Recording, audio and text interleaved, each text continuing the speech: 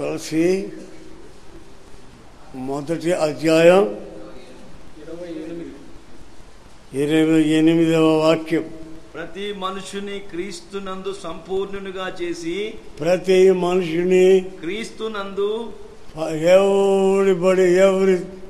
ప్రతి వ్యక్తిని క్రీస్తు యేసునందు సంపూర్ణ చేయబడి ఆయన ఎదుట నిలువబెట్టవలనని, యేసయ్య ఎదుట నిలబెట్టవలనని సమస్త విధములైన జ్ఞానముతో మేము ప్రతి మనుషునికి బుద్ధి చెప్పుచు, ప్రతి మనిషిని మేము ప్రకటిస్తున్నాం, ప్రతి మనుషునికి బోధిస్తా ఉన్నాం, ఆయన ప్రకటించున్నాం. మా సంకల్పం అది మేము అది చేస్తున్నాం.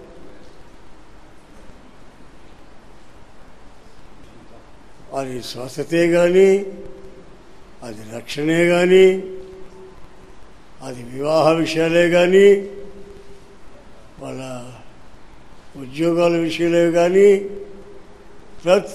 ప్రతి మనుషునికి మేము ప్రకటిస్తూ అది ప్రకటిస్తున్నాం.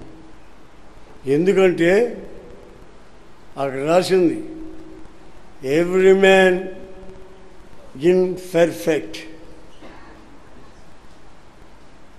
దీంట్లో ఒక్కన ఉంటారు, ఇష్టం లేని వాళ్ళు ఉంటారు, ఇష్టం ఉండేవాళ్ళు ఉంటారు. అందరినీ మేము కలుపుకోవాలని ఇలాంటి ప్రయత్నాలు చేస్తాం. ఎవరిని త్రోసేసేదానికి ఇష్టపడం. వాళ్ళు వెళ్ళిపోవచ్చు, దానికేం పెద్ద ఇబ్బంది ఏం లేదు. అలా నేను చేయలేకపోతున్నా వెళ్ళిపోతున్నా అంటే మంచిది, నేను ప్రార్థన చేసి పంపిస్తాను. అయితే every man perfect in Christ, అది మా మనసులో ఉన్న ఉద్దేశం.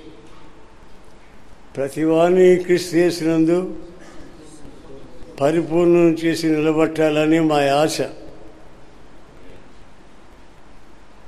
ప్రియమైన సహోదరులారా, ప్రభు ఒక దగ్గర పాపం విస్తరిస్తున్నది వల్ల పాపం విస్తరిస్తుందని అని బైబిల్ తేటగా చెప్తుంది. అలా పాపం విస్తరించినందువల్ల మనం పాపంలో నిలిచి ఉందామా అని అడుగుతున్నాడు పౌలు. అట్లనే రాదు అంటాడు. మీరు ఈ వారంలో నాకు ఓపికన్నంత వరకు ఎన్నెన్నో విషయాలు నేర్చుకోబోతున్నారు. నాకు ఓపిక మీ ప్రార్థనలు వరిస్తే చేస్తాను, ఆఖరి శ్వాస వరకు చేస్తాను. ఒక పిడికిళ్ళు అన్నం ఇట్లా పెట్టుకుని నోట్లో పెట్టుకున్నంత వరకు చేస్తాను. కనుక మీరు నాకు ప్రార్థన చేయండి. కూర్చోలేకపోతున్నాను, నా వల్ల కాదు, అది కాదు.